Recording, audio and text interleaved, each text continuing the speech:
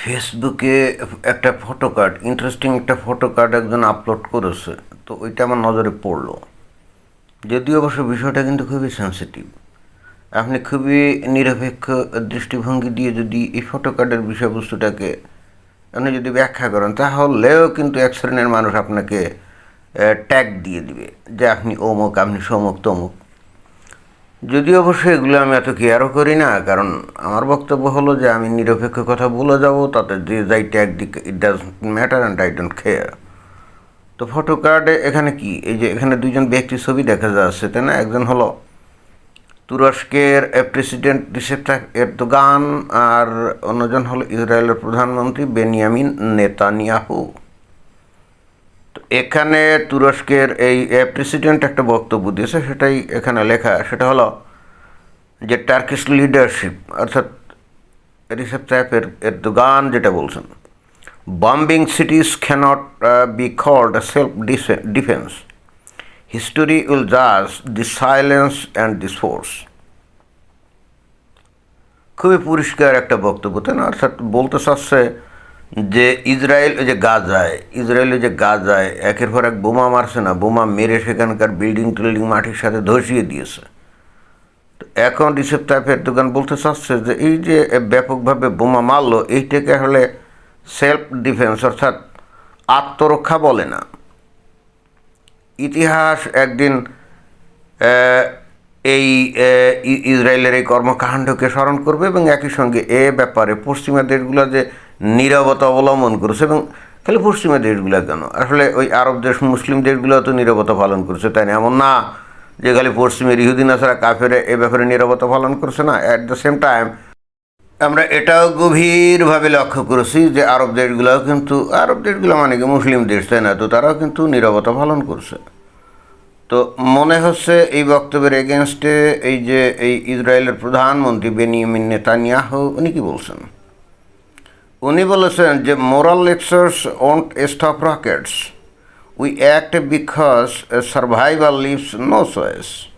একেবারে কাঠখোট্টা বক্তব্য কী কারণে? কারণ উনি বললেন যে এই ধরনের নৈতিক লেকচার এইগুলা রকেট থামায় না। মানে গাজা থেকে প্রতিনিয়ত ওই যে হামাস রকেট ছুটতো ওই যে ইসরায়েলের মধ্যে, তো তখন কেউ কি, এই যে রিসেপ তাইয়িপ এরদোগান, সে কি কখনো এই ধরনের লেকচার দিয়েছে? হ্যাঁ, গাজার হামাসের উপরে বা যে এই তোমরা রকেট মারা থামাও না, তখন দেয়নি। তারপরে বলছে যে we act because survival leaves no choice. তো নেতানিয়াহু বলছে যে আমরা যেভাবে অ্যাক্ট করছি, মানে যেভাবে কাজ করি বা যেভাবে আমরা প্রতিক্রিয়া দেখিয়েছি, এটা আমাদের করতেই হচ্ছে, কারণ এটা আমাদের বেঁচে থাকার লড়াই, এবং বেঁচে থাকার ক্ষেত্রে অন্য কোনো অপশন বা অন্য কোনো চয়েস, পছন্দ এখানে কোনো কাজে আসে না। যেখানে আমি পাল্টা প্রতিক্রিয়া না দেখালে আমার অস্তিত্বই বিলীন হবে, সেখানে তো আমাকে প্রতিক্রিয়া দেখাতেই হবে, এবং সেই প্রতিক্রিয়া যত কঠিন হোক না কেন, it doesn't matter because it's hour survival case. হ্যাঁ, কথা কি আসলে মিথ্যা নাকি? এই যে প্রতিনিয়ত এই যে ইসরায়েলের মধ্যে কিন্তু এই যে গাজা থেকে রকেট ছুটত, এখন এই বিষয়টা কি মুমিন মুসলমানরা জানে নাকি জেনেও না জানার ভান করে? যাই হোক, তারপরে এইভাবে ছুটতো, তখন তো আর এইভাবে গণহারে ওরা, অর্থাৎ ইসরায়েলি বাহিনী তো আর বোমাও মারেনি, মিসাইলও মারেনি, কিছু মারে নাই। তখন হয়তো শুধুমাত্র কোনো নির্দিষ্ট লক্ষ্যবস্তুতে আক্রমণ করতো, এর বাইরে তেমন কিছু করতো না। কিন্তু একেবারে ব্যাপক হারে ইসরায়েল এই যে গাজার ওপরে বোমা মারা শুরু করে কখন? যখন ও যে 7 অক্টোবর 2023 সালে, যখন কথা নেই বার্তা নেই, হঠাৎ করে একদিন ভোরবেলা এই যে গাজার হামাস তারা কী করলো, ইসরায়েলের ওপরে ভয়ঙ্কর আক্রমণ চালিয়ে অকস্মাৎ 1200-1300 ইসরায়েলিদেরকে হত্যা করে ফেললো। এবং সবচাইতে নারকীয় ব্যাপার একটা ছিল, এবং খুব নৃশংসও বটে, ওই জায়গায় একটা মিউজিক ফেস্টিভ্যাল চলছিল, সেখানে লোকজন গেছিলো, জড়ো হয়েছিল, গান বাজনা এগুলো নিয়ে ব্যস্ত ছিল। তো ওই হামাস সেখানে গিয়ে নির্বিচারে গুলি করে তাদেরকে হত্যা করে, এবং বেশ কিছুকে ওখান থেকে ধরে নিয়ে বন্দি করে নিয়ে ওই যে ভিতরে র্যানসম হিসাবে পণবন্দি করে তারা নিয়ে যায়। এবং তাদের ধারণা ছিল প্রায় 250-র মতো যে পণবন্দি করে তারা নিয়ে গেছিল, তারা ধারণা করছিল এই পণবন্দীদের কারণে হয়তো বা ইসরায়েল পাল্টা কঠিন আঘাত গাজার উপরে চালাবে না, কিন্তু তাদের সেই ধারণাটা কিন্তু ভয়ঙ্কর রকমভাবে ভুল প্রমাণিত হয়েছিল। তো এরপরের ইতিহাস কিন্তু আমরা জানি যে এরপরে কিন্তু ইসরায়েল ওই যেটা নাকি ইসরায়েলের প্রধানমন্ত্রী বলছে কি যে we act because survival leaves no choice, অর্থাৎ যেখানে বেঁচে থাকাটা বা টিকে থাকাটা একমাত্র লক্ষ্য বা বেঁচে থাকাটাই কঠিন হয়ে দাঁড়ায়, তখন তো পাল্টা প্রতিঘাত করা ছাড়া কোনো রকম আর কোনো অপশন বা কোনো চয়েস পছন্দ এখানে আর থাকে না। তো এখানে আসলে এই রিসেপ্টটা এটা তো গান, তার প্রতি আমার একটা প্রশ্ন, সেটা হলো যে ওই 7 অক্টোবর 2023 সালে যে ঘটনাটা এই যে হামাস ইসরায়েলের ওপর ঘটিয়েছিল, 12-13 লোককে হত্যা করলো নির্বিচারে, ঠান্ডা মাথায় একেবারে ক্লোজ রেঞ্জে গুলি করছিল, তারপরে 250 লোককে তারা পণবন্দি করে নিয়ে গেল। তো আমার প্রশ্ন হলো এরপরে ইসরায়েলের কি করা উচিত ছিল?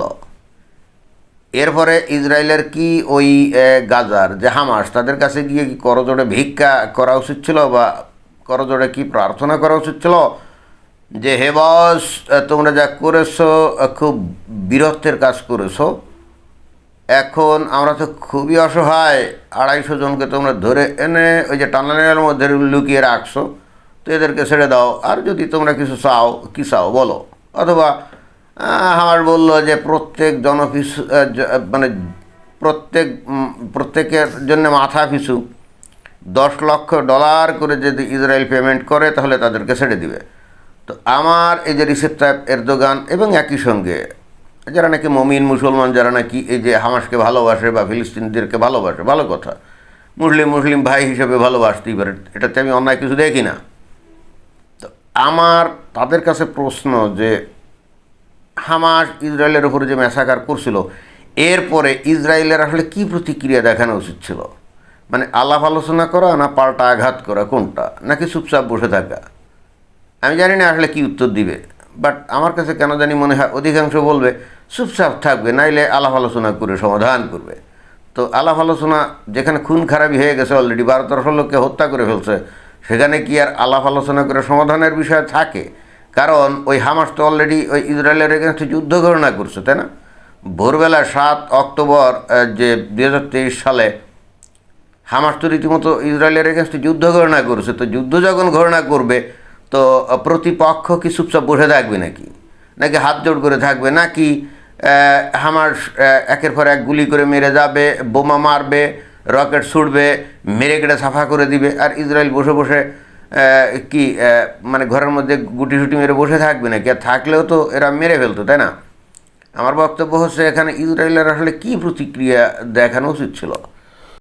আমি এই যে মুমিন মুসলমানদের কিছুটা মেন্টাল সেট আপ জানি, সাইকোলজি জানি, যে এরা আসলে এটার কী উত্তর দিবে। তারা প্রথমত বলবে যে ইসরায়েল একটা অবৈধ রাষ্ট্র, তারা ওখান থেকে সরে যাক, আর যতক্ষণ সরে না যাবে ততক্ষণ পর্যন্ত হামাস এরকম আক্রমণ করতে থাকবে।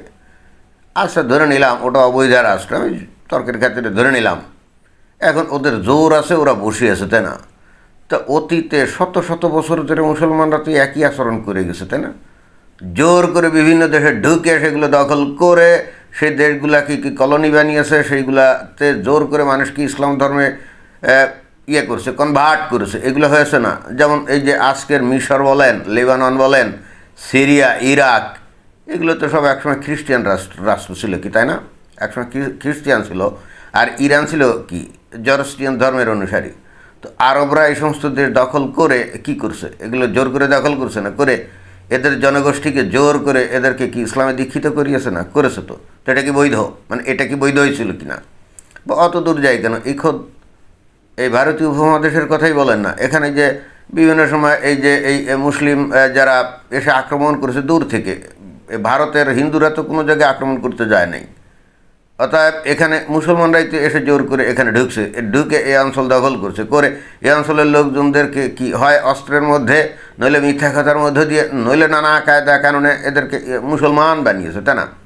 তো মুসলমানদের কাছে এটা যদি বৈধ হয়, আমার প্রশ্ন হলো মুসলমানদের কাছে যদি এটা বৈধ হয়, এবং নট অনলি দ্যাট, এখন এই যে বাংলাদেশের কথাই ধরেন, এখানে হিন্দুদের জায়গা সম্পত্তি এগুলো মুসলমানরা মনে করে বৈধ, ছলে বলে কলে কৌশলে এগুলো যদি তারা অধিকার করে, ক্যাপচার করে, তাহলে তারা মনে করে দিস ইজ লিগাল, এটাতে তারা অন্যায় কিছু মনেও করে না। এবং ওই যে কিছুদিন আগে এনায়েতুল্লাহ আব্বাসীকে জিজ্ঞেস করা হয়েছিল, যদি কোনো মুসলমান কোনো হিন্দুর জায়গা সম্পত্তি জোর করে দখল করে, অন্যায়ভাবে দখল করে, তাহলে এটা অন্যায় হবে কিনা, এর জন্যে তার কোনো সাজা হবে কিনা।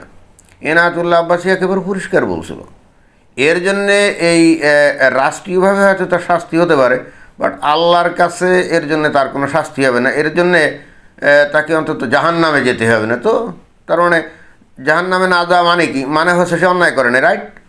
তো এই হলো মুসলিম মেন্টালিটি। তারা মনে করে যে অমুসলিমদের জায়গা, সম্পত্তি, সুন্দরী নারী, এগুলো গনিমতের মাল, এগুলো ভোগ দখল করা যায়, অল আর লিগাল।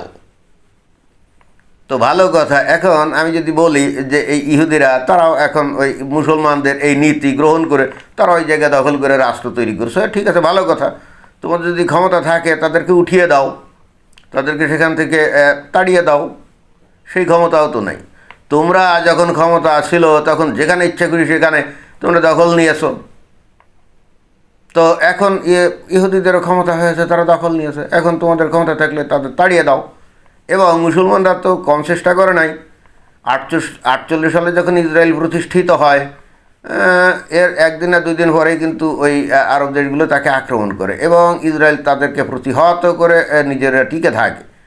67 সালে যে 6 দিনের যে একটা যুদ্ধ ছিল, যেটাকে বলা হয় বিখ্যাত 6 ডেজ ওয়ার, সমস্ত আশেপাশের মুসলিম দেশ ইসরায়েলকে আক্রমণ করেছিল। ইসরায়েল তাদেরকে এমন মারি দিয়েছিল, একেবারে কোমর ভেঙে দিয়েছিল। এবং এখন ওই যে ওই সিনাই পেনিনসুলা, যেটা ওই যে মিশরের ওই যে বিশাল ওই জায়গাটাও কিন্তু ইসরায়েল তখন দখল করে ফেলছিল। এবং তখনই কিন্তু ওই যে ইসরায়েল ওই যে গোলান হাইটস এবং জেরুজালেম এগুলো সব দখল করছিল। এরপরে 1973 সালে আবার ইয়ম কিপ্পুরের দিন ওই মিশর কিন্তু আবারও আক্রমণ করেছিল এবং আবারও ইসরায়েল কিন্তু তাদেরকে পরাজিত করছিল। তো তাহলে ইসলামের বিধান কিন্তু জোরজার মুল্লুকতার, ইসলামের বিধান হলো জোরজার মুল্লুকতার। তো সেটা মুসলমানের জন্য খালি প্রযোজ্য হবে, আর অন্যরা জোরজার মুল্লুকতার করলে কি অন্যায় হয়ে যাবে নাকি? বুঝলাম না। যাই হোক, তারপরও যেটা বলতে হয়, এই ইসরায়েল রাষ্ট্র, সত্য কথা বলতে কি, এটা কিন্তু আসলে মুসলমানরা যেভাবে ইলিগাল বলে, জাতিসংঘ দ্বারা যদি চিন্তা করা হয় তাহলে এটা ইলিগাল নয়, কারণ জাতিসংঘ নিজেরাই ভোটাভুটি করে এই ইসরায়েল রাষ্ট্র প্রতিষ্ঠিত করেছে। এখন এর জন্যে 1917 সালে ওই ব্রিটেনের যে পররাষ্ট্রমন্ত্রী বেলফোর, সে বেলফোর ডিক্লারেশন দিয়ে বলছিল যে একটা ইসরায়েল নামক রাষ্ট্র হবে। এখন মুসলমানরা যদি বলে যে এটা ওই ইয়েদের চক্রান্ত, ইংরেজদের চক্রান্ত, সো মুসলমানরা চক্রান্ত করতে পারলে ইংরেজরা কেন চক্রান্ত করতে পারবেন, এটা তো বুঝলাম না। নাকি মুসলমানদের চক্রান্ত রাইট আর অমুসলিমদের চক্রান্ত ভুয়া? এই ধরনের মনোভঙ্গি ত্যাগ করতে হবে। এই যে আজকে ডোনাল্ড ট্রাম্পও কিন্তু যে জোরদার মুল্লুকতার এই ফর্মুলায় আছে, আমরা তার কার্যক্রম থেকে দেখি, তাই না? এবং আমার কাছে মাঝে মাঝে মনে হয় যে এই ডোনাল্ড ট্রাম্প এই ফর্মুলা পাইলে কোথা থেকে? তখন আমার কাছে মনে হলো এটা তো হলে ইসলামের বিধান, জোরদার মুল্লুকতার, তাই না? যুদ্ধ করো আহলে কিতাবের ওই লোকেদের বিরুদ্ধে, মানে ইহুদি আর খ্রিস্টানদের বিরুদ্ধে, যতক্ষণ ওরা ইসলাম গ্রহণ না করে। তবে যদি তারা ইসলাম গ্রহণ করে তাহলে তাদের পথ ছেড়ে দাও। ওই যে সূরা তাওবার 29 নম্বর আয়াতে, এখানে কি জোরদার মুল্লুকতার না? অর্থাৎ এই যে যুদ্ধ করো ইহুদি আর খ্রিস্টানদের সাথে, কখন বলতে পারে যে ইহুদি আর খ্রিস্টানরা দুর্বল আর মুসলমানরা শক্তিশালী, অর্থাৎ যুদ্ধ করো, করে দখল নাও, তাই না? তো আমার তো কেন জানি মনে হচ্ছে ইহুদিরা এবং ডোনাল্ড ট্রাম্প বা খ্রিস্টিয়ানরা আসলে ইসলামের থেকে এই নীতি তারা গ্রহণ করছে। তো যাই হোক, এখানে ওই রিসেপ তাইপ এরদোগান, সে অবশ্যই মুসলিম পার্সপেক্টিভে কথা বলবে। এখন আমরা ওয়েট করবো। সে যে বললো যে হিস্ট্রি উইল জাজ দি সাইলেন্স অ্যান্ড দিস ফোর্স, দেখা যাক আসলে হিস্ট্রি আসলে কাদেরকে জাজ করছে আমরা কিন্তু দেখতে পাচ্ছি। একসময় মুসলমানরা অপ্রতিরোধ ছিল, তারা পৃথিবীর বিভিন্ন জায়গায় জোর জবরদস্তি করে দখল টখল করছিল, তাই না? এখন তো পাল্টা মার খাচ্ছে, অর্থাৎ আগে তারা জোর জবরদস্তি করছিল, এখন পাল্টা মার খাচ্ছে। তো এর প্রেক্ষিতে এখন যদি এরা বলে যে এই history will repeat itself or still জাজ দ্য সাইলেন্স, ওকে, মেবি আগামী 50-100 বছর পরে এই ইহুদি নাসারা কাফের হয়তো মার খাবে, কে জানে। So we have to wait to see that, right? Thank you.